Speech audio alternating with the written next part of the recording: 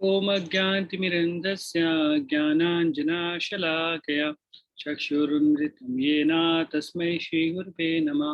श्रीचैतन्यमनोभीष्टं स्थापितं येन भूतले स्वयं रूपा कदा मह्यं ददाति स्वपदान्तिकं। वन्देऽहं श्रीगुरौ श्रीयुतापतिकमलं श्रीगुरुं वैष्णवां च श्रीरूपं सागरजातं सागररघुनाथान्वितं तं सजीवं सावधूतं सावधूतं परिजनसहितं कृष्णचैतन्यदेवं श्री राधा कृष्ण पादान सहगणललिता श्री विशाखान्वितं च नमो विष्णुपदाय कृष्ण पृष्ठाय भूतले श्रीमते भक्तिवेदांत स्वामी नामिने नमस्ते सरस्वती देवे गौरवाणी प्रचारणे निर्विशेष शून्यवादी पाश्चात्य देशतारणे हे कृष्ण करुणा सिंधु दीनबंधु जगतपते गोपेशा गोपिका कांत राधा कांत नमस्तुते तप्त कांचन गौरांगी श्री राधे वृंदावनेश्वरी विश्वभानुसुते देवी प्रणमामि हरिप्रिये वंशाकल्पतरुभ्यश्च कृपा सिन्धुभ्यैव च पतितानां पावनेभ्यो वैष्णवेभ्यो नमो नमः। जय श्री कृष्ण चैतन्य प्रभु नित्यानंद श्री अद्वैत गदाधर शिवासादि गौर भक्तवृंद हरे कृष्णा कृष्णा कृष्णा हरे हरे हरे राम राम हरे हरे।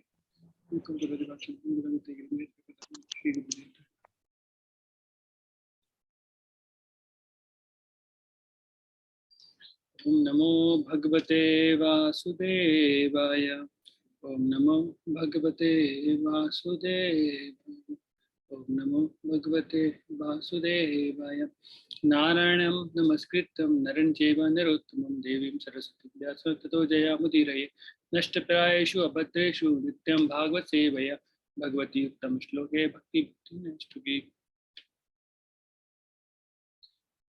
हरे कृष्णा। तो आप लोगों का बहुत बहुत स्वागत है हमारे बुधवार के भागवतम की कक्षा में। तो लास्ट बुधवार को हम एक विषय पर चर्चा कर रहे थे। किसी को याद है कि हम लोग किस विषय पर चर्चा कर रहे थे?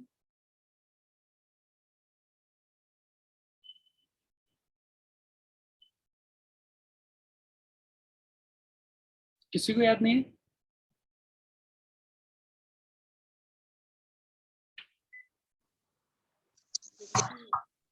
भीष्म पितामह जी के बारे में। हाँ, हम लोग डिस्कस कर रहे थे कि भीष्म पितामह ने किस प्रकार से अपने शरीर का त्याग किया। हमने वहां पे सबसे पहले हमने टोटल 17 श्लोकों पर चर्चा की थी। तो जैसे इस अध्याय में करीब 49 श्लोक हैं, हमने 17 श्लोक देखे थे। तो हमने क्या देखा था कि सबसे पहले तो जो पांडव लोग हैं उन्हें जैसे ही पता लगता है कि अब भीष्मदेव अपने शरीर छोड़ने का इंतजार कर रहे हैं और वो समय आ रहा है, तो सभी पांडव भीष्मदेव से मिलने जाते हैं। और किस प्रकार से जाते हैं? वह जाते हैं बिल्कुल एक राजा के रूप में, जैसे ये उसमें बताया गया था तुलनात्मक कुबेर के रूप में। जैसे कुबेर जो होते हैं सभी देवताओं में सबसे धनी हैं, तो उस रूप में युधिष्ठिर महाराज जाते हैं। क्यों? क्योंकि भीष्म पितामह ने देखा था कि सारे पांडव लोग जो हैं उन्हें बहुत दुख प्राप्त हुए, अलग अलग प्रकार से दुख प्राप्त हुए। बचपन में पिता ने शरीर छोड़ दिया, फिर अपने ताऊ के घर पे वो रहे, तो वहां पर उनके चचेरे भाइयों द्वारा उन्हें अनेक अनेक पीड़ा दी गई। तो अभी जब उनके जीवन में कुछ सुख आने वाला है तो उसको देखकर भीष्म पितामह बहुत खुश थे। फिर जैसे ही पूरे यूनिवर्स को में जितने भी ऋषि मुनि सब हैं, सबको पता लगता है कि अभी युधिष्ठिर महाराज भीष्म देव से मिलने जा रहे हैं, अर्थात दो महान आत्माएं मिलने जा रही हैं, तो क्या होगा? अभी वहां पे हरि कथा होगी। और ऐसी हरि कथा के लाभ को प्राप्त करने के लिए अलग अलग ऋषि मुनि उस स्थान पे आते हैं। और क्या बताया गया है कि जो सतोगुणी लोग हैं वह सभी सतोगुणी लोग वहां पर आते हैं। ऐसा क्यों बताया गया सतोगुणी? क्योंकि भगवान के प्रति जो प्रेम है, जो भक्ति है, वो सतोगुणी व्यक्ति कर सकते हैं। रजोगुणी व्यक्ति या तमोगुणी व्यक्ति की हम अगर बात करें उन्हें भगवान की भक्ति करने में कोई भी आनंद नहीं आएगा। उन्हें क्या लगेगा, अरे क्या मिलेगा उससे। इस समय थोड़ा कुछ व्यापार कर लेते, कुछ अधिक धन लाभ कर लेते, कुछ इंद्र तृप्ति की चीजें होती, लेकिन उन्हें हरि कथा में कोई प्रेम नहीं होता है। इसलिए बताया कि जो राज ऋषि मतलब जो राजा होते हुए ऋषि की तरह कार्य करते हैं, राज ऋषि, वो लोग तक वहां पर आए और केवल इसके लिए कि अब हरि कथा होगी। अब भीष्मदेव ने अगले 9 से जो 11 नंबर के श्लोक है उसमें क्या बताया था उन्होंने, यह बताते हैं कि किस प्रकार से एक व्यक्ति को वैष्णव आचरण या अतिथि देवो भाव का पालन करना चाहिए। क्योंकि भीष्मदेव के अभी तीरों की सैया पर लेटे हुए हैं, तो ऐसे में उठकर वो कैसे किसी का सम्मान कर सकते हैं, संभावना ही नहीं है। कैसे किसी को सम्मान दे सकते हैं। तो उन्होंने बताया कि जब कोई परिस्थिति इतनी अनुकूल ना हो, शरीर साथ नहीं दे रहा है, तो ऐसी स्थिति में क्या करना चाहिए, कैसे सम्मान दे सकते हैं।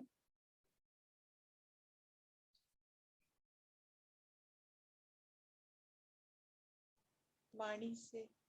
वाणी से, जिसे उन्होंने बताया अपने स्वीट वर्ड्स से। उन्होंने अपने बहुत ही जो मृदुल भाष बोल के बहुत ही प्रेम के साथ उनका आदर किया और सम्मान किया और मन से उनको प्रणाम किया।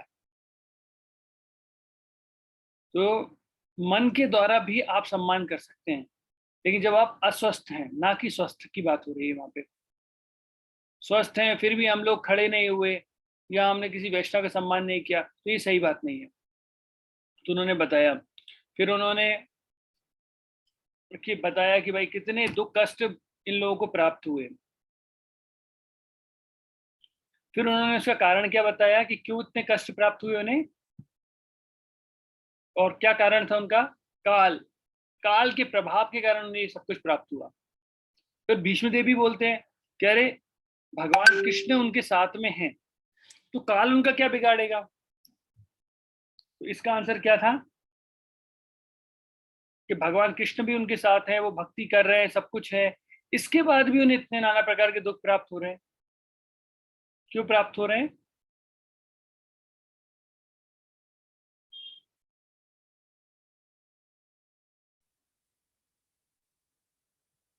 हरे कृष्णा प्रभु जी। हाँ माता जी। क्यों भगवान के भक्त हैं, भगवान एग्जाम्पल देके बताना चाहते हैं कि भक्त किसी भी कंडीशन में भगवान की भक्ति और भगवान के ऊपर विश्वास नहीं खोते हैं।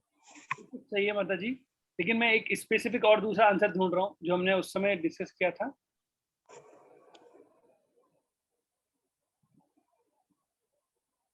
वो 12 नहीं, दैट इज डिफरेंट।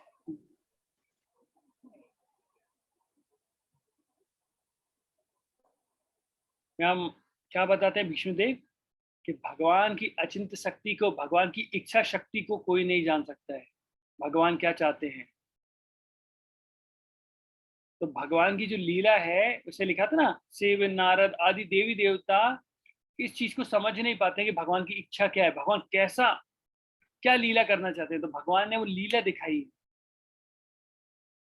कि भगवान साथ में खड़े हैं फिर भी भक्तों को इतना कष्ट प्राप्त हो रहा है। तो यहां तक हमने 17 नंबर के श्लोक तक डिस्कस किया था।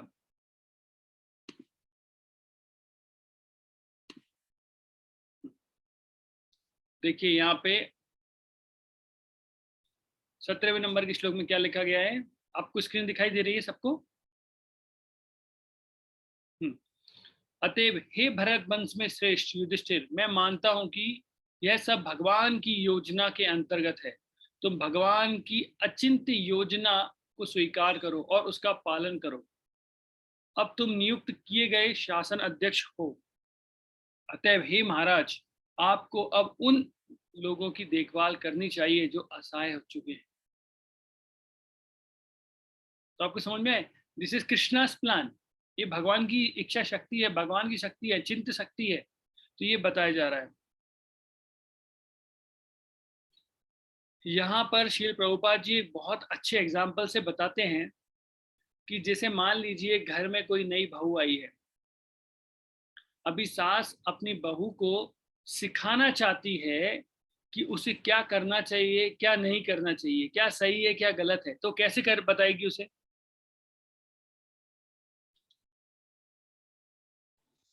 अपनी बेटी को समझाएगी, बेटी को हाँ, करेगी। Correct correct.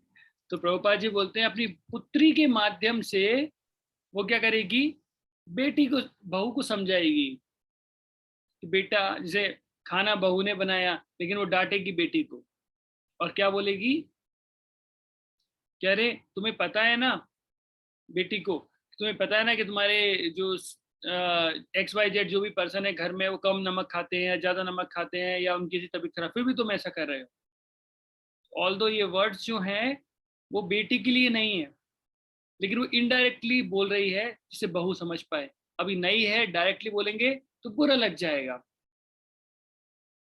तो एक यहाँ बताए, एक कहावत है कि गृहस्थ स्वामिनी अपनी पुत्री को शिक्षा देते हुए पुत्र वधू को सिखाती है। इसी प्रकार भगवान भी अपने भक्त को शिक्षा देकर संसार को शिक्षा देते हैं। जो इति माता जी ने बताया था कि भगवान अपने भक्तों के माध्यम से लोगों को बताते हैं।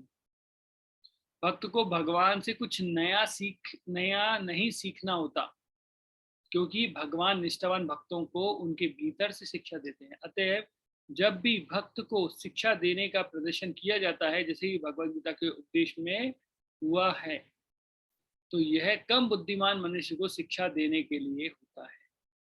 अब कोई बोल सकता है कि अर्जुन जो थे भगवान के शुद्ध भक्त थे। अर्जुन के रोम रोम से भगवान के नाम का उच्चारण होता था। आपको एक कथा मैंने बताई है पहले कभी, किस प्रकार से अर्जुन जो है कि अपने रोम रोम से भगवान के नाम का जप करते थे। याद है आप लोगों को? नहीं है मतलब? तो यस प्रभु जी, एक बार वो जब गए थे, जब उन्होंने हाथ पे कृष्ण जी ने उनके रखा था, तो आवाज आ रही थी कृष्ण कृष्ण, वो वाली क्या? हाँ माता जी, ऐसे क्या हुआ था, कुरुक्षेत्र का युद्ध चल रहा था और युद्ध हाँ, के दौरान जो भगवान है, जब अर्जुन सो रहे थे तो रात में उठकर भगवान अर्जुन के शिविर में जाते हैं और उनको शिविर में जाते हुए भीम देख लेते हैं। तो वो देखते हैं कि भगवान इतनी रात को कहाँ जा रहे हैं। तो कहाँ जा रहे होते हैं, तो वो ऐसा सोच रहे होते हैं, और वो यही वाली बात वो युधिष्ठिर महाराज को बताते हैं कि देखो भगवान कहाँ जा रहे हैं। तो बाकी के 4 पांडव भी भगवान कृष्ण को फॉलो करते हुए पीछे से जाते हैं। वो फॉलो कर रहे होते हैं, देखते हैं भगवान कृष्ण अर्जुन के शिविर में प्रवेश करते हैं, और वो टेंट के बाहर से देख रहे होते हैं, इधर भगवान प्रवेश करते हैं और वो अर्जुन के पैर दबाने लगते हैं। तो भगवान कृष्ण अर्जुन के पैर दबा रहे होते हैं, सब लोग देखते हैं, अरे भगवान अर्जुन के पैर दबा रहे हैं। तो आपस में चालू हो जाती है ना। जिसे मान लीजिए मोहल्ले में कोई नई कार लेके आया है, तो आपस में बात होती है, नई कार आई है, भाभी जी को देखो तो सही, अभी तो समा ही नहीं रही है, उड़ी जा रही है। फिर वो उड़ती हैं भाभी जी, बाकी सब लोग उनके बारे में बताते रहते हैं, उसे चालू हो गई वहां पर। तो ये छिपी पिपी जो है वो भगवान के कानों में पड़ती है, और जब भगवान के कानों में जाती है तो भगवान उन सबको बुलाते हैं, इधर आओ। और और फिर भगवान क्या करते हैं, भीम का कान पकड़ते हैं, और कान पकड़ने के बाद अर्जुन के हाथ पे लगाते हैं। तो वहां से क्या आवाज आ रही होती है, क्या आवाज आती है, हरे कृष्णा कृष्णा कृष्णा हरे हरे, हरे राम राम राम हरे हरे। भीम देख सुन रहे होते हैं, फिर वो नकुल के कान को पकड़ते हैं और उनको अर्जुन के पैर पे लगाते हैं। अब देखिए भगवान भी कितने बुद्धिमान है ना, बड़े हैं इसलिए उन्हें भीम को पैर पे नहीं लगाया, उनको हाथ पे लगाया। नकुल छोटे हैं इसलिए उनको भीम अर्जुन के पैर पे लगाया। और जब वो ऐसा जब कान लगाते हैं तो अर्जुन के पैर से एक एक रोम से क्या आवाज आ रही होती है, हरे कृष्णा कृष्णा कृष्णा हरे हरे, हरे राम राम राम हरे हरे। तो इस प्रकार से हर एक पांडव को लगाते हैं और देखते हैं। तो ऐसे शुद्ध भक्त थे अर्जुन, तो मोहग्रस्त कैसे हो सकते हैं? तो वो मोहग्रस्त नहीं हुए थे, तो फिर भगवान बाकी संसारी लोगों को शिक्षा देने के लिए अर्जुन को बता रहे हैं। उन्हें अर्जुन को चुना बाकी सब संसारिक लोगों को यह शिक्षा देने के लिए।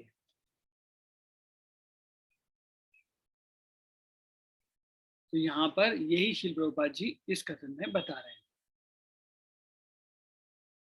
अब हम देखेंगे कि 18 से लेके 24 तक श्लोक जो हैं उसमें भगवान क्या कर रहे हैं।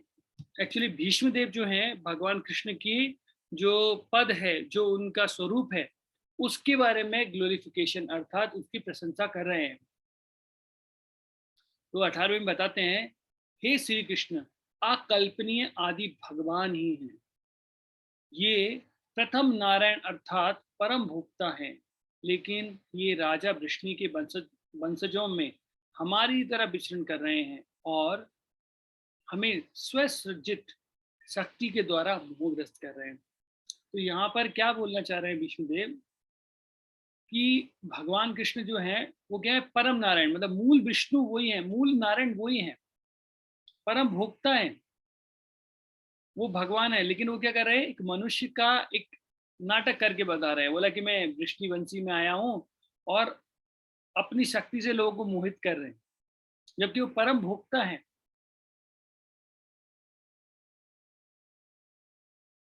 तो इसलिए जो कोई भी व्यक्ति है, मूर्ख व्यक्ति, ये नहीं समझ पाता कि भगवान कृष्ण कौन है। इसलिए भगवान ने स्पेशल यह श्लोक बोला था कि क्या आप केवल इतना समझ जाओ, सुना, जन्म कर्म चा में दिव्यम जो वेति तत्वता त्वक्ता देहा पुनर्जन्म नेति मामेति स्वर्जन। तो भगवान क्या बोलते हैं कि अर्जुन, कि जो व्यक्ति ने ये चीज समझ ली कि मेरा जन्म, मेरी मृत्यु, मेरी गतिविधियां, जो सब कुछ क्या है, नॉर्मल नहीं है, वो साधारण नहीं है, वो दिव्य है। जन्म कर्म चा में दिव्यम, तो दिव्य है, बस केवल इतना ही समझना है। तो बोला कि वो इस शरीर को त्याग कर वो क्या करेगा, भगवत धाम को प्राप्त करेगा। अब यहाँ पर शंकराचार्य जो कि निर्विशेषवादी थे, लेकिन वो लिख रहे हैं, वो क्या लिखते हैं, भगवान नारायण भौतिक सृष्टि से परे है। यह ब्रह्मांड एक भौतिक सृष्टि है, किंतु नारायण ऐसी भौतिक सज्जा से परे है। नारायणम परो व्यक्ता, मतलब वो एक्चुअली इस भौतिक संसार से परे हैं। तो ये सारी चीज शंकराचार्य अपने भगवद गीता के भाष्य में लिखते हैं। और यही सारा ज्ञान जो है वो 12 महाजन अर्थात 12 महाजन हमें बताते हैं, और विष्णुदेव उन्हीं महाजनों में से एक थे।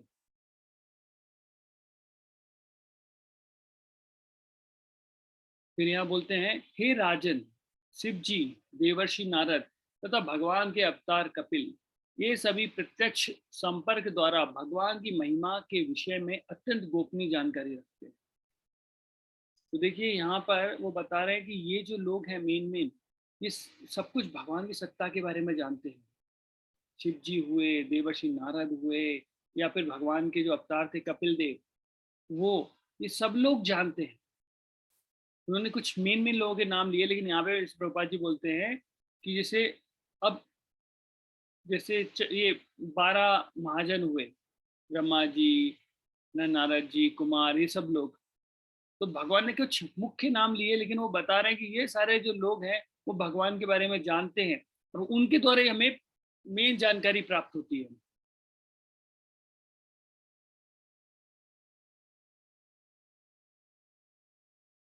हे राजन, तुमने अज्ञानवश ही जिस व्यक्ति को अपना ममेरा भाई अथवा अत्यंत प्रिय मित्र, शुभेच्छी, मंत्री, दूत, उपकारी इत्यादि माना है, वह स्वयं भगवान श्री कृष्ण।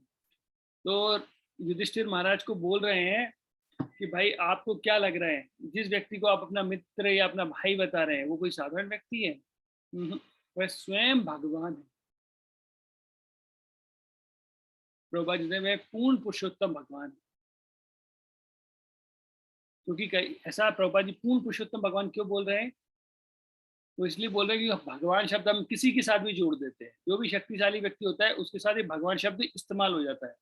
लेकिन भगवान मुख्य रूप से तो भगवान कृष्ण के लिए इस्तेमाल किया जाता है।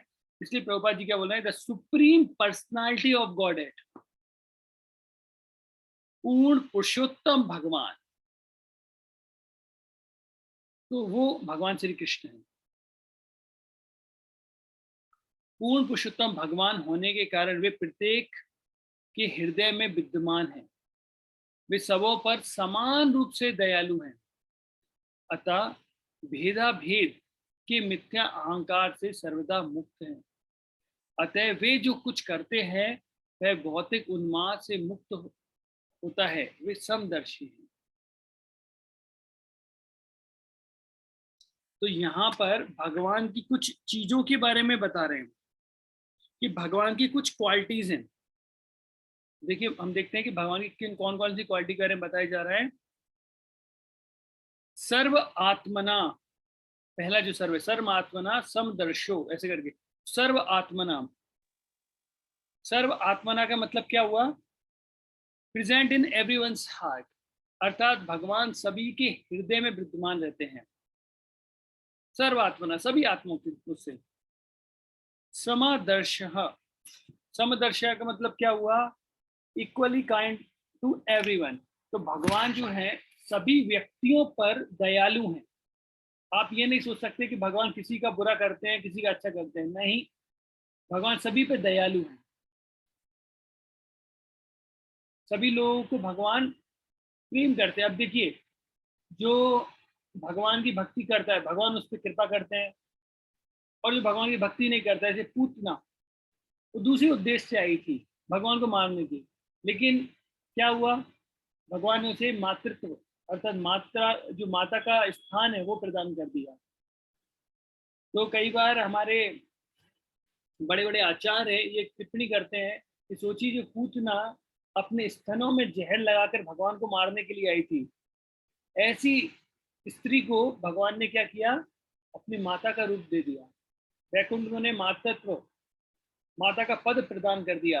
तो सोचिए, जो भक्त लोग प्रतिदिन भगवान की सेवा करते रहते हैं, भगवान के नामों के जप में लगे रहते हैं, उनको क्या देंगे भगवान।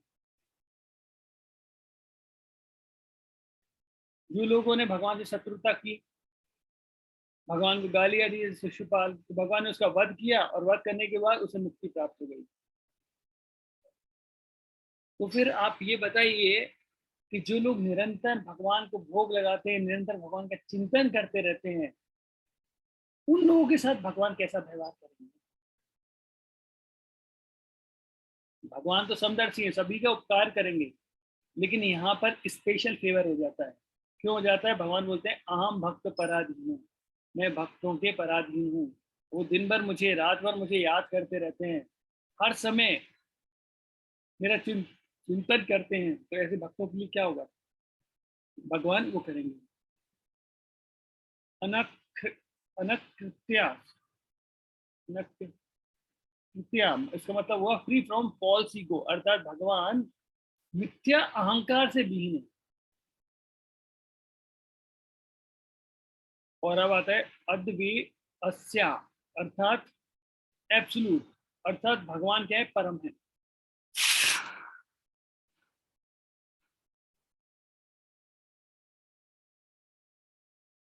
सबों पर समान रूप से दयालु होते हुए भी अब कृपा पूर्वक मेरे समक्ष आए हैं। अब मैं मेरे जीवन का अंत कर रहा हूँ, क्योंकि मैं उनका अनन्य सेवक हूँ।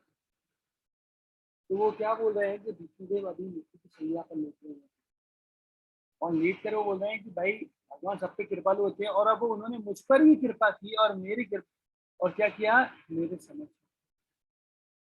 मैंने आपको बताया था कि हमारी जो संस्था है, वहाँ पर इंजीनियर भक्ति चालू स्वामी गुरु महाराज बताते थे कि हम आर्ट ऑफ लिविंग नहीं सिखाते, हम आर्ट ऑफ लिविंग सिखाते। विष्णुदेव का ये चीज बोलना बहुत जरूरी है, और जो बोल रहे हैं तो बहुत महत्वपूर्ण भी है। आर्ट ऑफ डाइंग हमको सीखना पड़ेगा कि कैसे शरीर को त्यागना है। क्योंकि जब व्यक्ति ये समझ जाएगा कि कैसे से शरीर त्याग, मतलब अर्थात अपना परीक्षा समझ जाएगा कि मेरी मेन परीक्षा मृत्यु के समय आएगी, और उस समय अगर मैं शरीर छोड़ूंगी तो क्या होगा। ये महाराज के प्रवचन सुन रहा था, उसने बताया उन्हें आतंक लाइव में कई बार भक्त लोग क्या होते हैं, जीवन भर भगवान के नाम का जप करते हैं और बहुत प्रेम से भगवान की सेवा करते हैं, अपने मन से, अपनी वाणी से, अपने कर्म से, जो कुछ भी उनके पास होता है सबसे भगवान की सेवा करते हैं। और फिर क्या होता है, जब उनका जब सबसे डिफिकल्ट टाइम जब जीवन का आता है, भगवान एक समझ होते हैं। हमारे यहाँ एक भक्त है, तो उनकी वाइफ जब शरीर छोड़ रहे थे, शरीर छोड़ते समय वो अपने हस्बैंड से बोलती हैं कि यू नो सो ब्यूटीफुल, आपको पता है कि भगवान अत्यंत सुंदर है। तो उनको लगा कि हाँ, वो बोलते हैं हाँ, तो नहीं, भगवान बहुत सुंदर है। तो हस्बैंड को लगा कि ये क्या बोल रही है, तो उनको समझ में नहीं आता। बोला नहीं, तुम देख नहीं पा रहे, देखो भगवान कितने सुंदर है। और वो इस तरीके से बोल रही होती है, भगवान कितने सुंदर है, भगवान कितने सुंदर है, कि भगवान अपने भक्तों को लेने खुद आते। उन्होंने जीवन भर जो भगवान की सेवा की थी, उसका परिणाम, उसका रिजल्ट देने के लिए भगवान स्वयं मांगे। आई थिंक जितना मुझे पता है कि वो भक्त हमारे उज्जैन में भी आए थे, वो बता रहे थे कि मेरी वाइफ ने इस तरीके से शरीर छोड़ा, और वो बता रही है कि भगवान कितने सुंदर है, क्योंकि उन्हें वो दिखाई दे रहे हैं, और उन्होंने उसके बाद शरीर छोड़ दिया। This is real devotion. भगवान कभी भी, भगवान की एक क्वालिटी होती है भक्त वत्सलता। भगवान इतने भक्त वत्सल होते हैं जो अपने भक्तों पर इतनी कृपा करते हैं, अगर आप उनके लिए थोड़ा सा भी कुछ करेंगे तो भगवान उसका अनलिमिटेड आपको रिजल्ट देते हैं। एक इस्कॉन में एक कथा आती है, एक सन्यासी की बात आती है कि एक सन्यासी थे जो फॉरेन में थे और शील प्रभुपाद जी से जुड़े, मतलब पहले पाश्चात्य सभ्यता से थे और पाश्चात्य सभ्यता में रह रहे थे, पाश्चात्य लोगों की तरह व्यवहार करते थे, अच्छा आचरण नहीं था, लेकिन प्रभुपाद जी से मिले और सब कुछ छोड़कर भक्ति करने लगे। भक्ति करने लगे, शील प्रभुपाद जी ने उन्हें संन्यास दे दिया।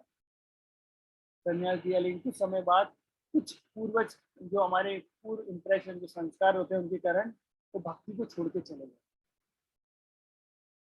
कहाँ गए भक्तों को नहीं पता। कुछ टाइम बाद, बहुत सालों बाद, एक लड़की ढूंढती हुई आई इस्कॉन की इसको, और पूछती है प्रभुपाद कौन है, प्रभुपाद, प्रभुपाद कौन है। तो प्रभुपाद, बोला हाँ मैं प्रभुपाद तुझसे मिलना चाहती हूँ। सबने कहा प्रभुपाद जी तो, उन्हें पता है ये प्रभुपाद जी, प्रभुपाद जी के अर्थ वगैरह को दिखाते हैं। और बोला कहाँ है, मुझे मिलना है। बोला नहीं, उन्होंने तो कई साल पहले ही शरीर त्याग दिया है। शरीर त्याग दिया, तो क्या हुआ क्या। तो उन्होंने अपने बॉयफ्रेंड की एक्चुअली फोटो दिखाई। वो बॉयफ्रेंड कौन थे, एक्चुअली वो सन्यासी थे। तो उन्होंने सारी स्टोरी बताई क्या हुआ। वो भक्ति छोड़ दिए, पूर्व संस्कार थे, और उसके कारण वो कुछ गलत कामों में लग गए और उन्होंने वो भक्ति छोड़ दी। अब क्या होता है, व्यक्ति जब गलती करता है, भक्ति नहीं करता है, तो क्या होता है, भक्तों से दूर भागता है। जो व्यक्ति अच्छे से भक्ति कर रहा होगा ना, वो चाहता है भक्तों के साथ रहना, हरि कथा सुनना, हरि प्रसाद खाना और हरि भक्तों का संग में रह पाना, वो चाहते हैं। लेकिन जो व्यक्ति क्या कर रहा है, पाप पुण्य कर रहा है ना, उससे वो चीज नहीं हो पाई। वो क्या करेगा, भागने की कोशिश करेगा, भक्तों से दूर भागेगा। वो पता है आपको, अगर जब भगवान की कथा की बात आएगी ना, तो कोई ना कोई एक्सक्यूज बना ही लेगा। नहीं नहीं, आज मुझे बहुत काम है, आज बहुत शरीर दर्द कर रहा है, आज तो ये है, आज वो है, वो नहीं सुनेगा। तो वैसे ही तो बताया, तो उनका क्या हुआ, पाप पुण्य में लग गए और वो भक्ति नहीं कर रहे थे, और फिर उसके कारण उनकी हेल्थ खराब हुई। वो हॉस्पिटल में थे। तो वो हॉस्पिटल में थे, तो हॉस्पिटल में उनकी आंखों से आंसू निकलने लगे और वो रो के बोल रहे थे प्रभुपाद आप आ गए, प्रभुपाद आप आ गए। बोला I am so fallen Prabhupada, Prabhupada मैं इतना पतित हूँ, लेकिन फिर भी आप मुझे लेने आए, प्रभुपाद आप आ गए। उस तरीके से रो रहे थे। और उनकी जो गर्लफ्रेंड थी उन्हें कभी नहीं पता कि प्रभुपाद कृष्ण ये कौन है, और बस वो देख रही है सामने, कोई दिखाई नहीं दे रहा है। लेकिन ये यहाँ से बोल रहे हैं प्रभुपाद आप आ गए, आप मुझे लेने आए प्रभुपाद, और ऐसे कहते कहते क्या किया।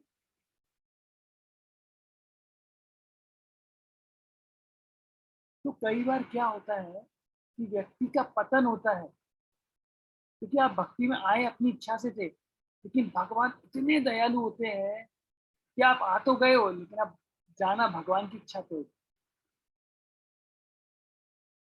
तो जितने भी आप लोग यहाँ पे आ गए हैं, तो अब आपने एक गलती कर ली है भक्ति में आके, क्योंकि अब भगवान आपको छोड़ने वाले नहीं है। अब आप इस संसार में रहें या लोक में रहें, परलोक में रहें, भगवान आपको नहीं छोड़ेंगे।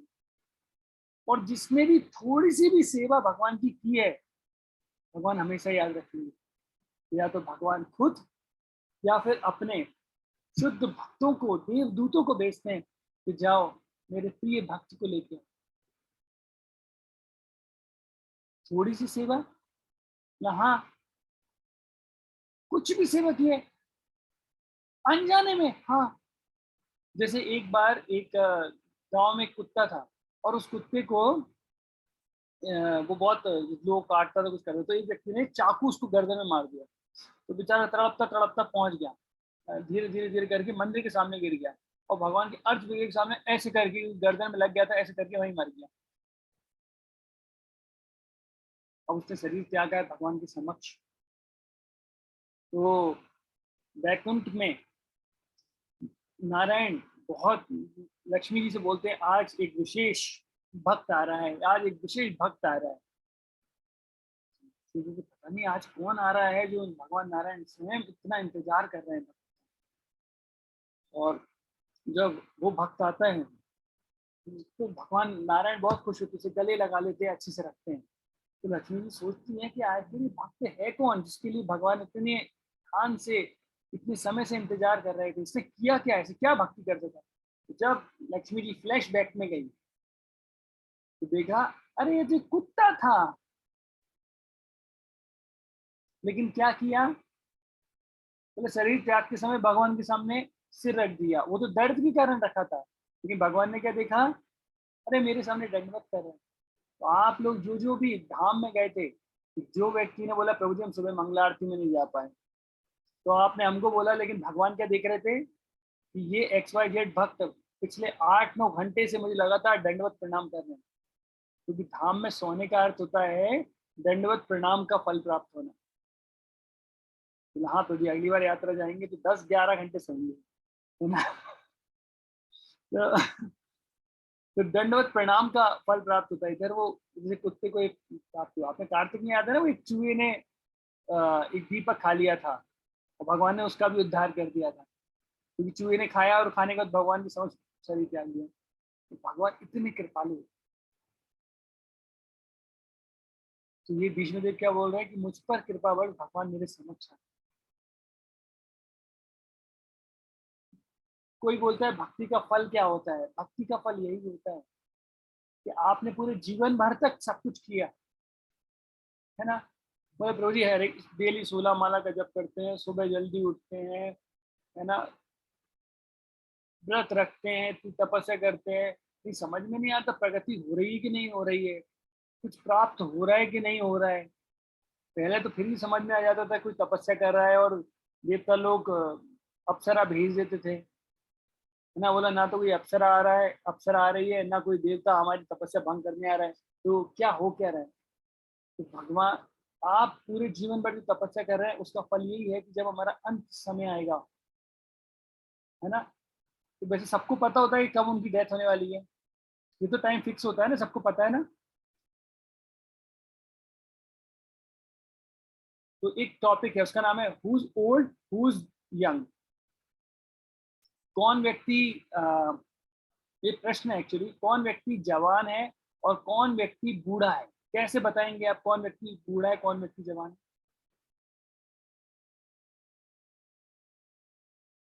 कैसे पता लगेगा भाई कौन सा व्यक्ति बूढ़ा है कौन सा व्यक्ति जवान है। जैसे मान लीजिए एक लड़का है जिसकी उम्र 20 साल है, और उसको ब्लड कैंसर हो गया। एक व्यक्ति जिसकी उम्र 60 साल है लेकिन वो फिट है बॉडी से, अब बताइए कौन बूढ़ा है और कौन जवान है?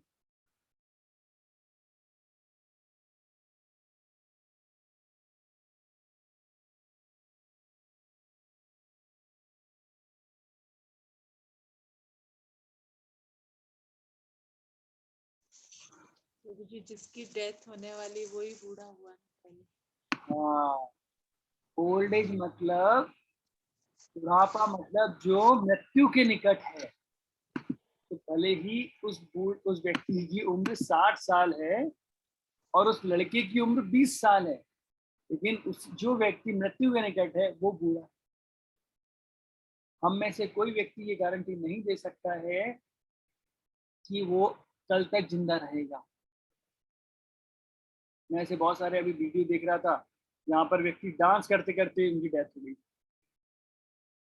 आप YouTube पे आप चाहें तो ये सर्च कर सकते हैं, एक एक लड़का एक लड़की डांस कर रहे थे और वो डांस करते समय कुछ बॉलीवुड सॉन्ग था,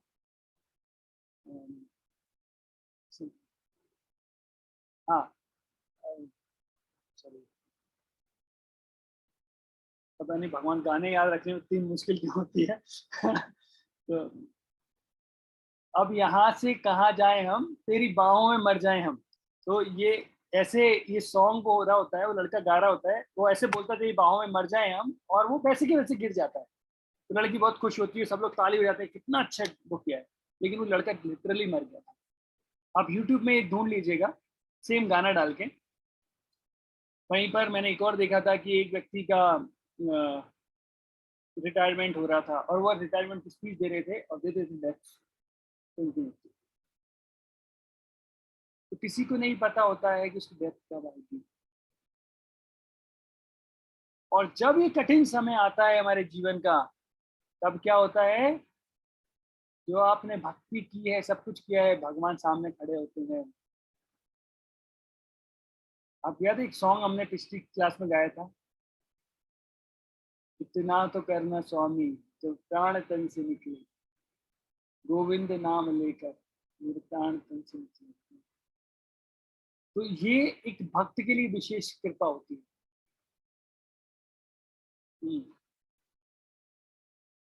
वे पुरुषोत्तम भगवान जो एकाग्र भक्ति तथा चिंतन से एवं पवित्र नाम के कीर्तन से भक्तों के मन में प्रकट होते हैं, वे उन भक्तों को उनके द्वारा भौतिक शरीर को छोड़ते समय सकाम कर्मों के बंधन से मुक्त। अब ये क्यों बताया गया है कि भाई भौतिक शरीर को छोड़ते समय साकाम कर्मों के बंधन से छोड़ मुक्त कर देते हैं? क्योंकि अगर मुक्त नहीं करेंगे भगवान, तो व्यक्ति उन सब चीजों में ही बंधा रहेगा, और वो जो उन चीजों में बंधा रहेगा, तो बंधे रहने के कारण क्या होगा, उसे वही सारी इच्छाएं और वही सारी चीजें आएंगी। अभी आता है चतुर्भुज रूप, उगते सूर्य की भांति अरुण नेत्रों तथा सुंदर रीति से सजाए मुस्कुराते कमल मुख वाले मेरे भगवान, आप उस क्षण तक यही मेरी प्रतीक्षा करें जब तक मैं अपना यह भौतिक शरीर में छोड़ूं। तो भीष्म देव भगवान से प्रार्थना कर रहे हैं, उनसे बोल रहे हैं कि भगवान मेरे जब तक ये शरीर न छोड़ूं तब तक आप मत जाइएगा, आप यहीं रहिएगा, आपका ये सुंदर मुख कमल जो है वो मेरे सामने रहे।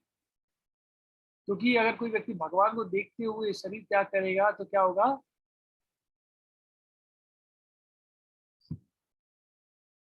उस व्यक्ति को भगवान का सानिध्य प्राप्त होगा। अंत काले च माम इसमें मृत्यु, तो अंत काल में जिसने मेरा स्मरण करता है तो क्या होता है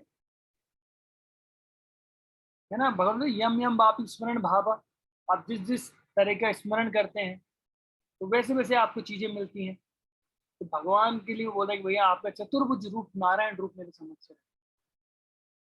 अब इसमें भक्तों का क्या रोल आता है, भक्त लोग क्या करेंगे, भक्त संघ का क्या अर्थ है?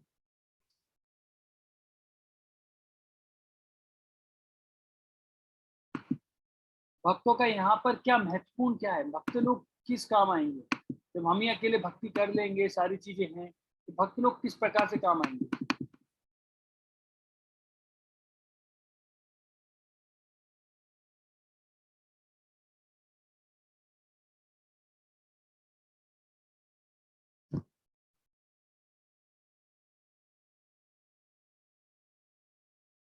क्या हो गया भाई, आप लोगों को मेरी आवाज नहीं पहुंच रही है, या आप लोग इस भाव में चले गए हैं कि अभी नहीं प्रभु जी आप बोलिए।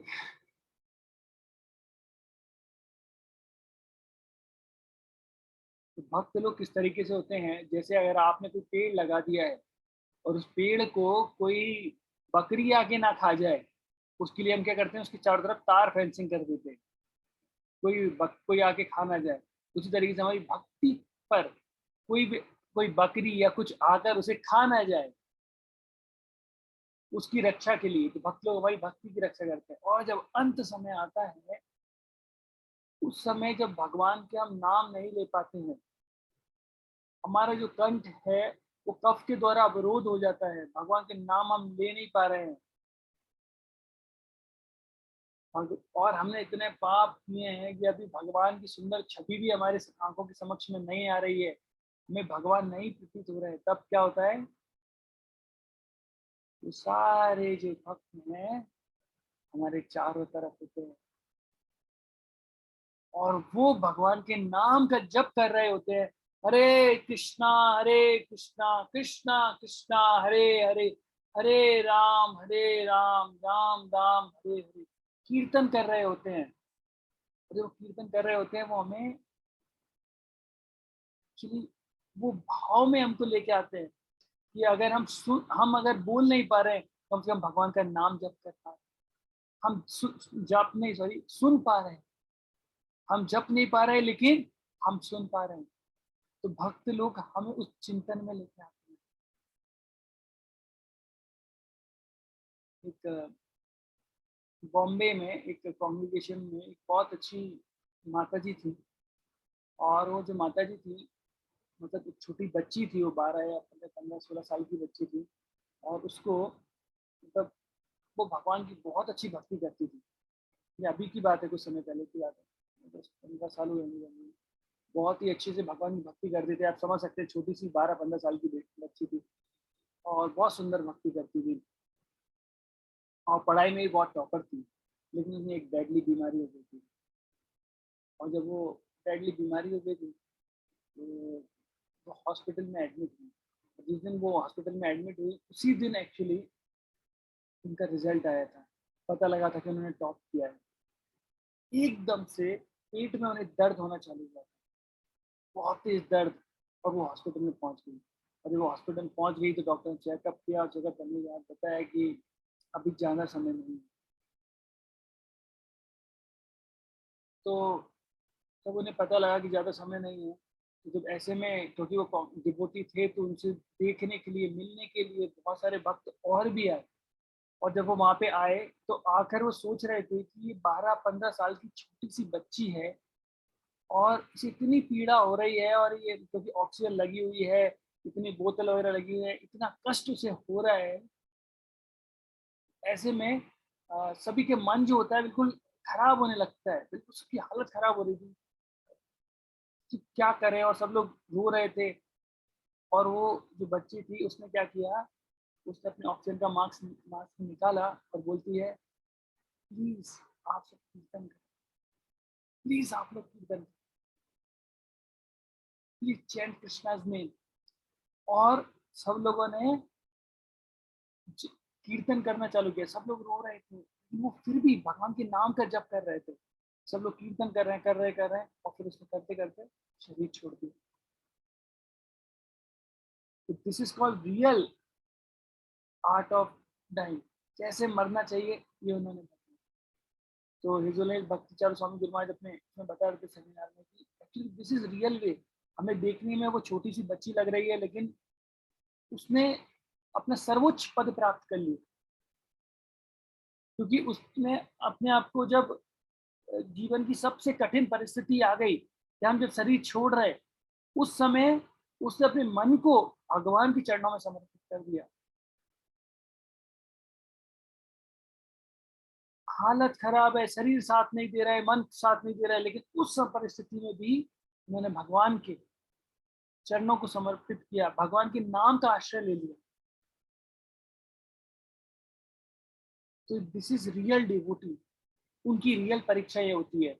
हम बड़े बड़े भक्त बन जाएं, बड़े बड़े प्रवचन कर लें, बहुत सारी चीजें कर लें, लेकिन रियल भक्ति क्या होती है जो हमको दिखाई देगी कि जब जीवन की जो मुख्य चीज आती है उस समय हम कैसा व्यवहार करते हैं। सुध गोस्वामी ने कहा, भीष्मदेव को इस प्रकार आग्रहपूर्ण स्वर में बोलते देखकर महाराज युधिष्ठिर ने समस्त महर्षियों की उपस्थिति में उनसे विभिन्न धार्मिक कृत्यों के अनिवार्य सिद्धांत पूछे। तो यहाँ पर भीष्मदेव से एक्चुअली युधिष्ठिर महाराज प्रश्न कर रहे हैं और किस विभिन्न प्रकार की चीजों के बारे में प्रश्न कर रहे हैं। जैसे मैंने आपको बताया कि एक व्यक्ति का जीवन का मतलब वो रियल की सच्चाई क्या है या फिर उसकी भक्ति की अंदर डेप्थ कितनी है, गहराई कितनी है, वो कब पता लगती है, जब वो उन परिस्थितियों में आता है। जैसे एक बार अकबर की सभा में एक व्यक्ति आया और वो व्यक्ति आके बोलता है कि हे अकबर, मैं आपके जितने भी मंत्री हैं इन सबको चुनौती देता हूँ और ये बोलता हूँ कि ये पता लगा के बताओ कि मेरी कौन सी भाषा है, मेरी मातृभाषा कौन सी है। अकबर ने कहा अच्छा। तो एक व्यक्ति गया, उनसे उर्दू में बात करने लगा, तो वो व्यक्ति उर्दू में बात करने लगता है। एक व्यक्ति गया संस्कृत में बात करता है, वो संस्कृत में दोबारा बात करने लगता है। एक व्यक्ति मराठी में बात करता है, दूसरा व्यक्ति बंगाली में बात करता है। तो वो हर व्यक्ति का जवाब उससे दे रहा था।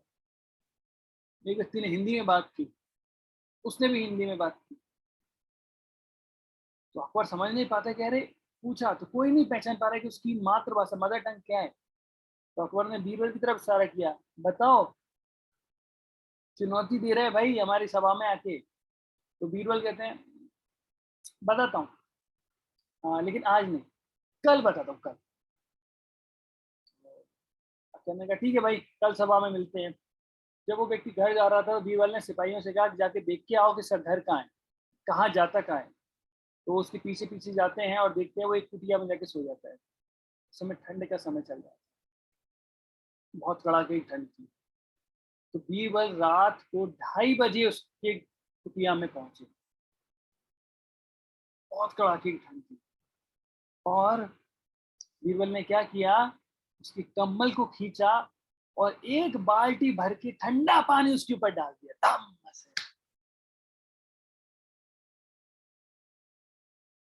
जैसे ही वो ठंडा पानी उस पर पड़ा तो उसके मुख से कुछ अमृत वचन निकले, और जो अमृत वचन निकले उसके मुख से वही उसकी मातृभाषा है। मीन्स जिस भाषा में उसने गाली दी वही उसकी मातृभाषा थी। तो बीरबल ने सुन लिया और चले गए। और दूसरे दिन आके जब वो व्यक्ति आया तो बीरबल ने कहा इनकी मातृभाषा ये। तो आश्चर्यचकित हो गया,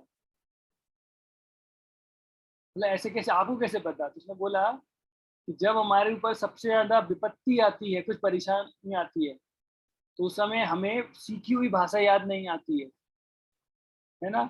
हमें कौन सी, हमारी मातृभाषा याद आती है। जैसे ही पानी डाला तो तुमने जिस भाषा में गाली दी वो तुम्हारी मातृभाषा थी। उसी तरीके से जब हम परेशानी में होते हैं, दुख में होते हैं, कष्ट में होते हैं, तो जिस समय आप जो आचरण कर रहे होते हैं वो आपकी भक्ति की क्या है, गहराई है। बाकी तो हम लोग बहुत सारे बड़े बड़े भक्त होते हैं, बड़ी बड़ी चीजें करते हैं। एक कथाकार बहुत प्यार प्रेम से बोलते हैं बैगुन, बैगुन मतलब बेगुन, उसमें कोई गुण ही नहीं है। हमको बैगुन अर्थात जो बैगन होते हैं, है ना, बैगन जो हम लोग होते हैं जिन्हें भटा बोलते हैं हिंदी में या बैगन बोलते हैं, ये उसे बोलते हैं बैगुन। मतलब बैगुन जिसके अंदर कोई गुण ही नहीं है, कोई क्वालिटी नहीं है, ऐसी खराब चीज होती है। किसी साधु पुरुष को ये बैगन खाना ही नहीं चाहिए, कोई अर्थ नहीं होता है बैगन का। और वैसे बोलते हैं। फिर कथा समाप्त होती है, समाप्त होने के बाद फिर प्रसाद का टाइम आता है। अब प्रसाद में किसी ने बैगन की सब्जी बनाई थी, तो वो सब सर्व करते हुए जा रहे थे। एकदम से वो कथाकार की बारी आती है कि बैगन अभी प्रवचन में सुना है, तो उनको ना देकर वो दूसरे में देख जाती है, बोलते ए सब्जी, तो अरे ये तो बैगन की सब्जी है, तो बोले मुझे दो। नहीं आपने तो कहा था बैगन अर्थात कोई, इसमें तो कोई गुण ही नहीं होते हैं, इसमें खाने नहीं चाहिए। अरे वो प्रवचन के लिए थे, सब्जी दो अभी। तो वो मैं प्रवचन में बता रहा था, ये थोड़ी है। तो कई बार हम बहुत सारी चीजें किस लिए करते हैं? केवल बोलने के लिए, बताने के लिए। बाकी असल में देखेंगे ना तो हमारा कुछ नहीं होता। ऐसे एक साधु पुरुष, वो बेचारे एक गांव से जा रहे थे, तो देखा एक व्यक्ति की माँ मर गई थी। वो बेचारा रोए जा रहा है, रोए जा रहा है। तो साधु पुरुष बोलते हैं, रो रहे हो तुम? क्यों रो रहे हो? इस मृत शरीर के लिए रो रहे हो? अरे आत्मा अजर है, अमर है, भगवान का अंश है। आत्मा मरती नहीं है, कुछ नहीं होता है। आत्मा मरी है क्या? तुम किस बात का दुख कर रहे हो? तो वो व्यक्ति शांत हो जाता है कि आत्मा का ज्ञान देती है, और साधु पुरुष चले जाते हैं। कुछ दिन बाद एक्चुअली वो जो व्यक्ति, इसकी मदर एक्सपायर हुई थी, वो जंगल में जा रहे थे, तो देखते जंगल में उन्हीं साधु की कुटिया थी, और वह तेज तेज रोने की आवाज आ रही थी। आगे देखते क्या हुआ, साधु रो रहे, तो देखते हैं कुत्ता मर गया, और साधु रोए जा रहे, रोए जा रहे। तो वो व्यक्ति बोलता, अरे महाराज आप रो रहे हो? उस दिन मेरी माँ मरी थी, तब आप बोल रहे थे कि आत्मा तो अजर होती है, अमर होती है, और आज आप रो रहे हो? बोलते हैं, रोते रोते, वो तुम्हारी माँ थी, लेकिन ये मेरा कुत्ता था। तो वो तुम्हारी माँ थी, लेकिन ये मेरा कुत्ता है, इसलिए मैं रो रहा हूँ। तो कई बार क्या होती है, जब आदमी दूसरे के लिए उपदेश बहुत अच्छे देता है, लेकिन जब अपने पे बात आती है तो क्या होता है, गायब। तो वो तुम्हारी माँ थी, लेकिन ये मेरा कुत्ता है। तो ये जो तरीका होता है वह आचरण में नहीं आता।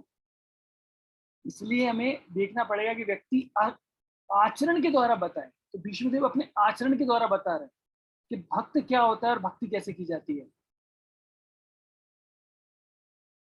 महाराज युधिष्ठिर के पूछे जाने पर भीष्मदेव ने सर्वप्रथम भक्त व्यक्ति की योग्यताओं के अनुसार जातियों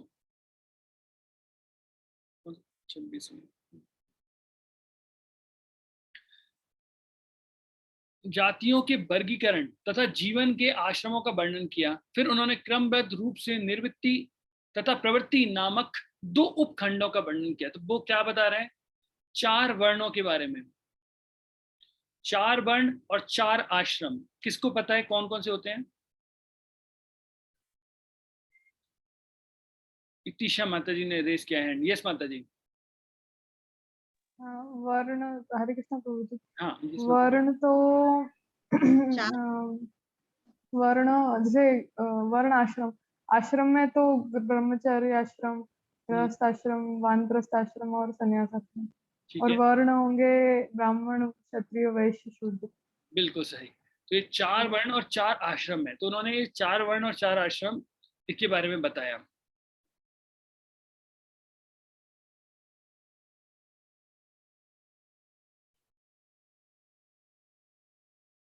तो ये बताया है कि एक्चुअली हम जो पढ़ रहे हैं, एक्चुअली ये बहुत ही मेन चीज है। जब इसे बोलते हैं भीष्म पंचक, भीष्मदेव ने कई समय तक ये उपदेश दिए थे, और महाभारत में ये सारे उपदेश मिलते हैं, क्योंकि हम यहाँ पे बहुत सूक्ष्म रूप से पढ़ रहे हैं। कभी आपने कार्तिक, हाँ, जब कार्तिक मास आता है, जब हम भगवान के दीप दिखाते हैं, तो अंतिम 5 दिन जो होते हैं उसे भीष्म पंचक बोलते हैं, है ना। तो वहां पर ही भीष्मदेव के उपदेश आते हैं। तो हम ये और बाद में भी बहुत सारी चीज देखेंगे, लेकिन आज हम इस अध्याय से रिलेटेड चीज बात करते हैं। अब यहाँ पे क्या क्या बताया गया है। सभ्य मनुष्य के लिए वर्ण आश्रम धर्म की संस्तुति इसलिए की जाती है जिससे वे मानव जीवन को सफलता पूर्वक समाप्त करने की शिक्षा प्राप्त कर सके। तो क्या बताया, वर्ण आश्रम धर्म इसलिए बताया गया है जिससे मानव जीवन सफलता पूर्वक समाप्त कर दे, इस मानव जीवन का, उसका अंत सही से हो पाए। आहार, निद्रा, भय तथा मैथुन में रत निम्न पशुओं के जीवन और आत्म साक्षात्कार में अंतर होता है। तो वो क्या बोल रहे हैं कि ये 4 एक्टिविटी जो हैं, ये श्लोक भागवत महाभारत में ही आता है। आहार, निद्रा, भय, मैथुनम समान मेतत् पशु भी नरनाम धर्मो ही तेषाम अधिको विशेषो धर्म विहीन पशु भी समानम। तो आहार अर्थात भोजन करना, तो हम भी भोजन करते हैं, पशु भी भोजन करते हैं। निद्रा, हम भी सोते हैं, पशु भी सोते हैं। अभी अंतर हो सकता है कि भाई हम 50,000 के कमरे में सो रहे हैं और पशु जो है वो जमीन पे सो रहा है, लेकिन जो क्रिया होती है वह समान ही होती है सोने की। वो भी सो रहे हैं, हम भी सो रहे हैं। भय, भय मतलब जब कभी आपको कोई डांटेगा मारेगा तो आप अपना बचाव करेंगे, उसे भय बोलते हैं।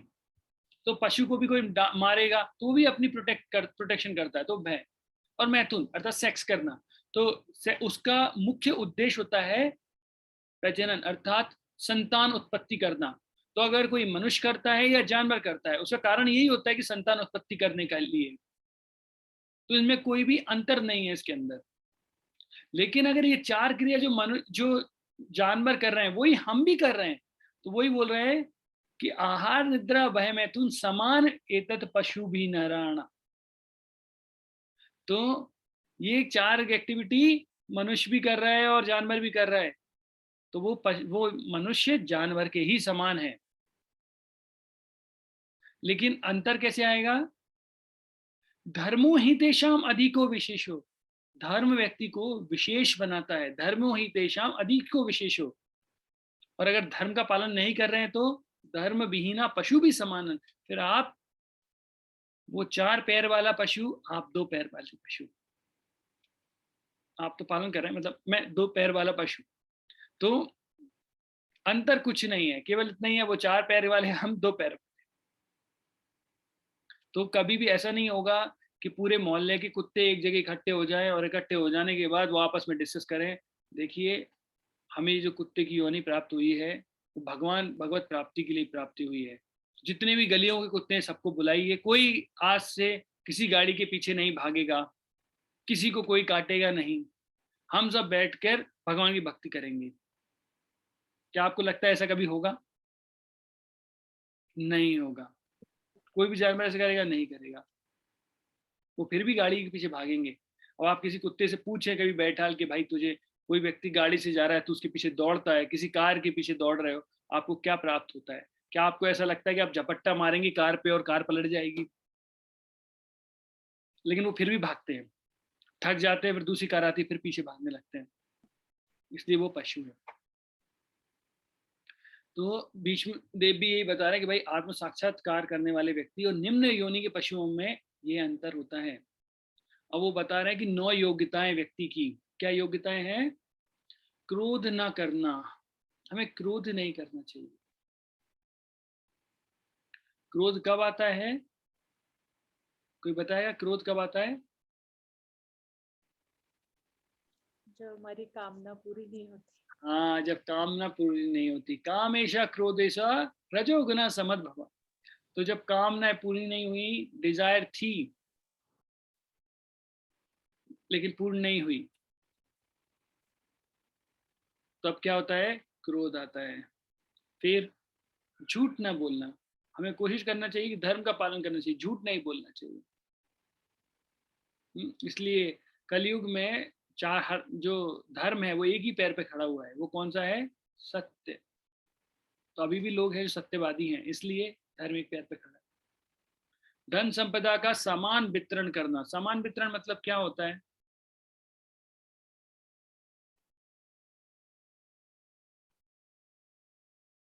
धन संपदा का समान वितरण करना क्या होता है? तो एक बार युधिष्ठिर महाराज के पास एक व्यक्ति आए और वो बोलते हैं कि जब भी मैं सुई की नोक जो है, सुई के पीछे का जो नोक होती है ना, इसमें से धागा निकलता है, बोले जब भी सुई की नोक से हाथी को निकालने की कोशिश करता हूं तो हाथी तो निकल जाता है लेकिन पूंछ फंस जाती है। एक्चुअली ये क्वेश्चन उन्होंने किससे किया था? भीम से किया था। तो जब युधिष्ठिर महाराज पूरे राजा बन गए थे तो भीम का ये डिपार्टमेंट था कि लोगों की जो परेशानी है उन्हें सॉल्व करने की। तो वो आदमी, उसकी परेशानी थी कि जब भी मैं सुई की नोक से हाथी को निकालता हूं तो हाथी तो निकल जाता है लेकिन पूंछ फंस जाती है।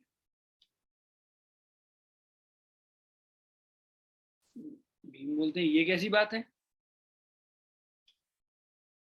तो फिर वो युधिष्ठिर महाराज के पास जाते हैं। तो युधिष्ठिर महाराज बोलते हैं actually this is the symptom of कलयुग।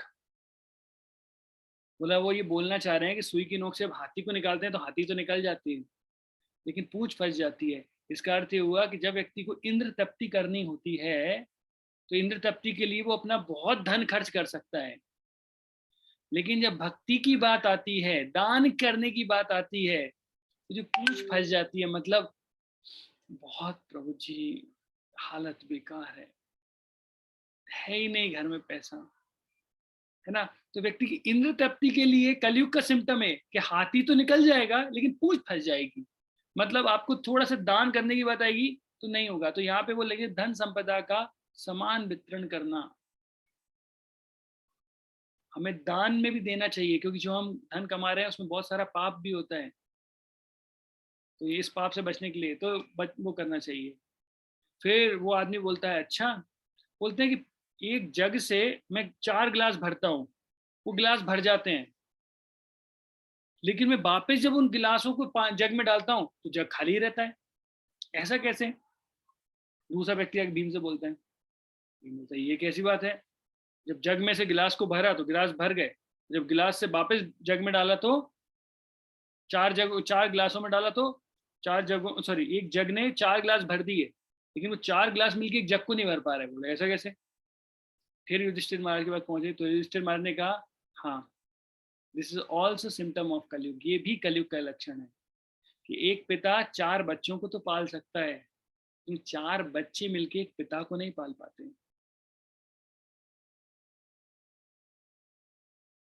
ना। सबको बागवान की स्टोरी याद आ गई होगी, बागवान रब है बागवान तो एक पिता 4 बच्चों का पालन पोषण कर पा रहा है, लेकिन 4 बच्चे मिलके एक माता पिता का पालन पोषण नहीं कर पा रहे हैं। This is the symptom of कलयुग। ठीक है, मैं ज्यादा नहीं आता हूँ, 9:36 ऑलरेडी हो गए, मतलब ये कंप्लीट करता हूँ। सॉरी। क्षमा करना, तो भाई क्षमा करने वाली जो क्वालिटी है ये तो उच्च वैष्णवों में होती है, उच्च व्यक्ति में होती है। कोई गलती हर व्यक्ति करता है, लेकिन क्षमा हर व्यक्ति नहीं कर पाता। अपनी वैध पत्नी से ही संतान उत्पत्ति करना। अब इसके बारे में बोलने का कुछ ज्यादा नहीं है, क्योंकि आप लोग जानते हैं कि ये क्या बोलना चाह रहे हैं। अवैध स्त्री संग नहीं करना है, यहाँ पे बताया गया अवैध स्त्री संग नहीं करना। तो इसमें इसलिए कई बार मुसलमान लोग इस लॉ को बहुत अच्छे से फॉलो करते हैं। कोई बता रहा था कि गल्फ कंट्री बहुत अच्छे से फॉलो करते हैं वो, कि मान लीजिए किसी की एक पत्नी है और उसने शादी तो दूसरी नहीं की, तो क्या करते हैं, बोला पत्नी से ही संतान उत्पत्ति करनी है, तो क्या करते हैं, उस लेडीज से शादी करते हैं, फिर उसके साथ संग करते हैं, फिर उसे तलाक दे देते हैं।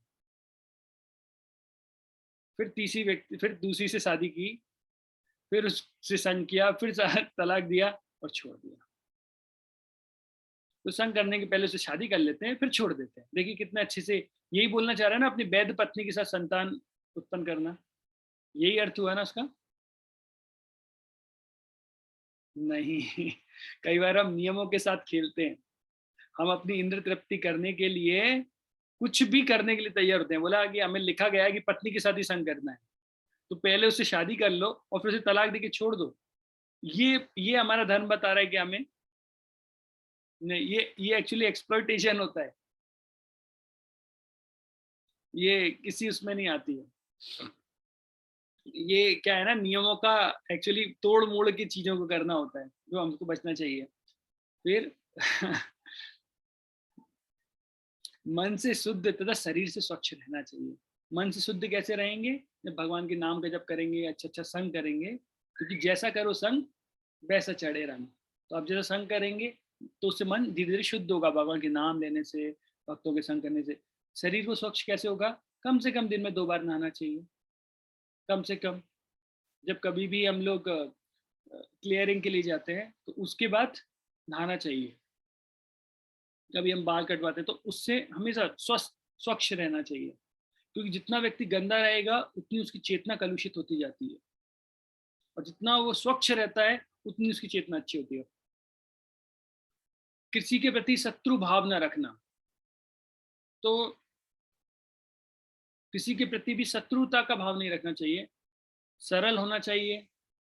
और जो आप पर आश्रित लोग हैं, सेवकों तरह आश्रितों का पालन करना, और ऐसे लोगों का हमें पालन करना चाहिए जो हम पे आश्रित हैं। जैसे हम लोग गए थे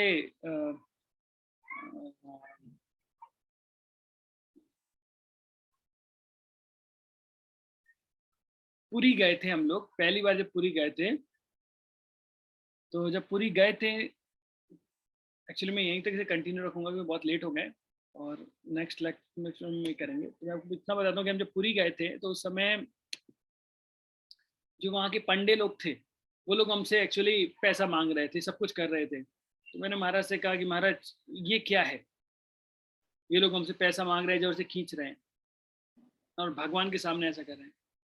तो महाराज ने बोला एक्चुअली इसमें हमारा ही दोष है। और हमारा दोष कैसे? बोला ये व्यक्ति पूरे इनके खानदानों से ये लोग भगवान की सेवा करते आ रहे हैं।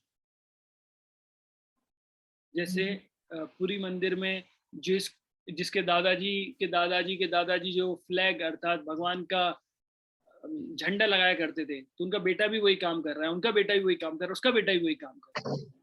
जो नमक कूटते थे वहां पर, उनका बेटा भी वही काम कर रहा है। जो सब्जियां काट रहे थे वो काम कर रहा है। तो वो पूरे खानदान भगवान की सेवा में लगे हुए हैं, लेकिन उन पर जो आज वो ऐसे भगवान की सेवा कर रहे हैं, जब उन्हें धन की अगर आवश्यकता है और हम क्या कर रहे हैं, हम नहीं दे रहे हैं, तो व्यक्ति क्या करेगा? मांग के खाएगा, क्योंकि उनके भी बच्चे हैं। तो इसमें गलती उनकी नहीं, गलती हमारी है कि हम ब्राह्मणों को दान नहीं दे रहे हैं, हम अपनी इंद्र तृप्ति के लिए वो पैसा बचा के रख रहे हैं, है ना। तो हम अगर दान नहीं करेंगे, ये गृहस्थ का कर्तव्य होता है दान करना, हम दान नहीं कर रहे हैं, हम क्या कर रहे हैं? अपनी इंद्र तृप्ति के लिए पैसा बचा के रख रहे हैं। इट मीन्स इसलिए वो पैसा मांग रहे हैं। तो ब्राह्मणों को दान करना चाहिए था। तो मुझे एहसास हुआ कि नहीं, सही बात है। अब आप सोचिए आज किस तरीके से खानदानों से वो लोग सेवा करते हुए आ रहे हैं। आज वो लोग नहीं होते तो वो जगन्नाथ मंदिर, जगन्नाथ जी की इतनी कृपा में कैसे प्राप्त होती, ये देख कैसे पाते? कैसे वो उल्टे चढ़ के 100 फीट ऊपर, 200 फीट ऊपर चढ़ के झंडा बदलते हैं, हर दिन वही काम करते हैं। और हम 10-20 रुपए देने में एक्चुअली थोड़ा सा बुरा फील कर जाते हैं। 100 रुपए देते हैं तो ऐसा फील होता है कि बहुत बड़े दानी हो गए हम, आज 100 रुपए का दान करके आए हैं।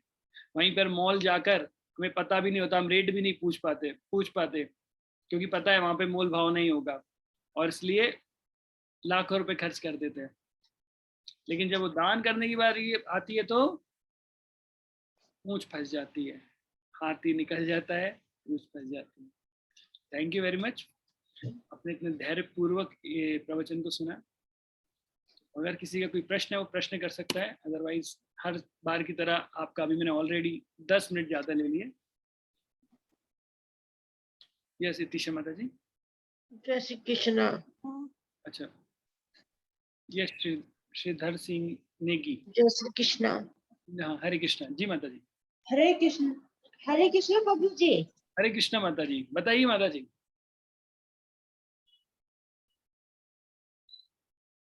शायद लगता है माता जी ने केवल हरे कृष्णा बोलने के लिए किया था। तो हरे कृष्णा माता जी। माता जी आपकी आवाज नहीं आ रही, आप कुछ पूछना चाहते हैं? नहीं पूछना थे। या इतिशा माता जी।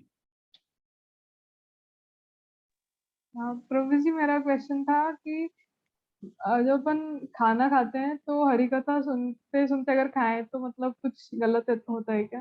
बिल्कुल कुछ नहीं होता है, बहुत अच्छी बात होती है। और आप खाते नहीं मतलब जैसे कि मैंने कहीं सुना था, मतलब ऐसे कोई बोलते हैं ना कि जो कथा बोलते हैं वो तो पानी भी नहीं पीते हैं, तो अगर अपन खाना खाते खाते सुनते हैं तो नहीं ऐसा थोड़ा मतलब डिसरिस्पेक्ट हो जाता है। देखिए मैं आपको देता हूँ, 24 घंटे भगवान के नाम का जप करना चाहिए, हरि कथा सुनना चाहिए 24 आवर्स। तो जब आप भगवान के नाम का 2 घंटे बैठ के माला पे जप करेंगे ना, तो उस समय खाना मत खाइए, उस समय पानी मत पीजिए, उस समय जप कीजिए, फोन पे बात मत कीजिए, व्हाट्सएप पे स्टेटस मत डालिए, फेसबुक चेक मत कीजिए। लेकिन बाकी टाइम जो हमें टाइम रहता है तो वो एडहॉक टाइम है, हमारा बोनस टाइम है। खाना खाते खाते हम सुन सकते हैं, कोई परेशानी नहीं। एक बार एक व्यक्ति थे, तो वो व्यक्ति जब क्लियरिंग के लिए जाते थे तो वहां पे भगवान का, राम जी का नाम लेते थे। हनुमान का ये इतनी मतलब भगवान का नाम इतना शुद्ध है और ये व्यक्ति इतनी अशुद्ध जगह में नाम ले रहा है, तो जैसे ही वो बाहर निकले तो हनुमान जी ने एक लात दी की एकदम, ऐसी कोई अशुद्ध जगह भगवान का नाम लेता है। तो फिर भगवान राम जी ने उनसे कहा कि हनुमान तुमने उनको मारा? बोला हाँ। बोला कि वो व्यक्ति, बोला वो जगह अशुद्ध हो सकती है लेकिन मेरा नाम तो शुद्ध है ना। जैसे भगवान, जैसे मान लो सूर्य देव है, एक जगह यूरिन पड़ी हुई है, दूसरी जगह पानी पड़ा हुआ है, तो सूर्य देव क्या करेंगे? पानी को वेपोरेट मतलब बाष्पीकृत कर देंगे। यूरिन तो गंदी होती है, उसको तो नहीं करेंगे ना, और करेंगे तो वो भी तो गंदे हो जाएंगे। होंगे या नहीं होंगे माता जी? नहीं होंगे, क्योंकि वो प्योर हैं। सूर्य प्योर है, वो यूरिन को भी बाष्पीकृत करेंगे और पानी को, सारा अच्छे पानी को भी करेंगे। उसी तरीके से भगवान का नाम शुद्ध होता है। ऐसे ही महाप्रभु एक बार ऐसे मुंह बंद करके बैठे हुए थे जब क्लियरिंगली जाते हैं, तो एक व्यक्ति ने उनसे पूछा कि महाप्रभु अगर ऐसी कंडीशन में जब कोई व्यक्ति क्लियरिंगली जाता है और उस समय उसने शरीर त्याग दिया बाथरूम में, तो उस समय भगवान का नाम लेना, महाप्रभु ऐसे क्यों बैठे थे? क्योंकि महाप्रभु नहीं भी बोलना चाहे तो भी भगवान का नाम निकलता रहता था, इसलिए वो ऐसे मुंह बंद करके बैठे थे, सिन्ना निकले। तो उन्होंने बोला कि महाप्रभु अगर उस समय शरीर त्याग दिया तो हमें पता है कि किस समय हम शरीर त्याग करेंगे? नहीं पता है ना, इसलिए बोला कि तो महाप्रभु का सही बात है। बोला हर जगह भगवान का नाम लेना चाहिए, नियमिते स्मरणे न काले, अर्थात भगवान के नाम लेने में किसी भी प्रकार का कोई नियम नहीं होता है। ओके माता जी? यस प्रभु जी, थैंक यू सो मच। किसी और का कोई प्रश्न है?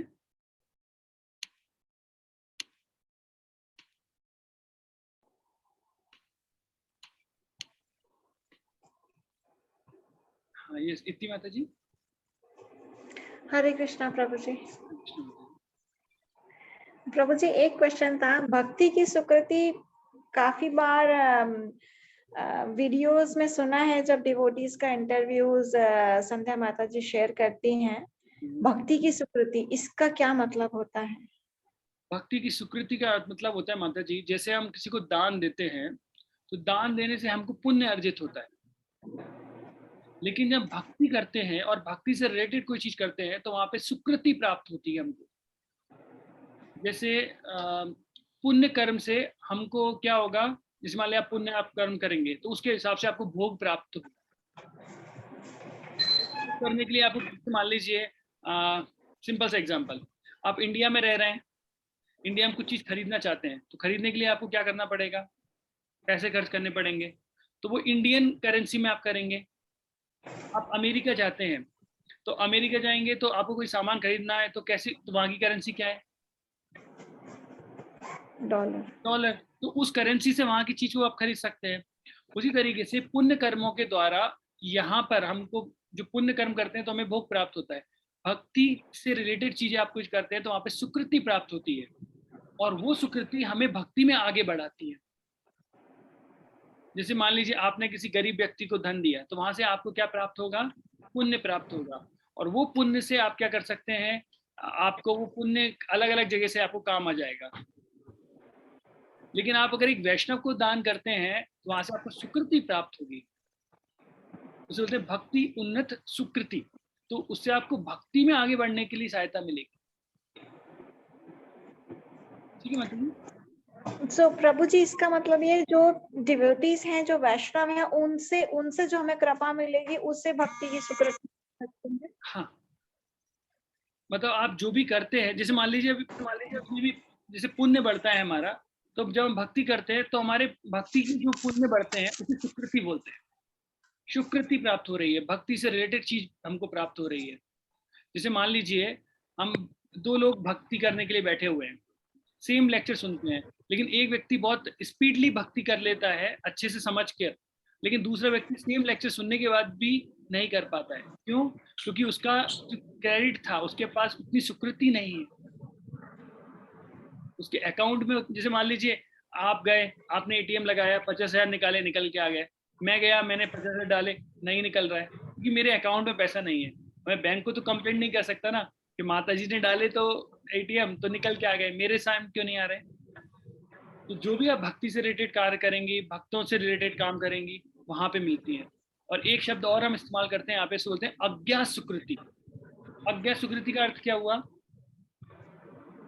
अज्ञात मतलब आपको ज्ञात नहीं है, मिल गई। आपने खाना खाया, जूठन, किसी भक्त ने खाना खाया और जूठन छोड़ दी और वो किसी जानवर ने खा ली। वो प्रसाद था, एक भक्त ने खाया तो भक्त का जूठा उसे मिला, तो अज्ञात सुकृति मिल गई उनको अनजाने में। आपको देख के बोल दिया किसी ने, देखो वो हरे कृष्णा वाले जा रहे हैं, हरे कृष्णा करते रहते हैं, है ना? तो वो उनको अज्ञात सुकृति मिल गई, ना चाहते हुए भी उन्होंने नाम ले लिया। हास्य में, परिहास में ऐसे लोग बोलते हैं और उन्हें वहां से कृपा मिलती है। ठीक है माता जी? हरे कृष्णा। ऑलरेडी 9:50 हो गया है, तो बाकी हम लोग अगली बार डिस्कस करेंगे। तो बहुत बहुत धन्यवाद आप सभी का, इतने धैर्य पूर्वक, और हर बार क्लास लेट हो जाती है फिर भी आप लोग सुनते हैं, उसके लिए थैंक यू वेरी मच। ग्रंथराज श्रीमद् भागवतम की जय, जगत गुरु शिल प्रभुपाद की जय, सामवेद भक्त बिंद की जय, निताय गौर प्रेमानंदे, हरि हरि।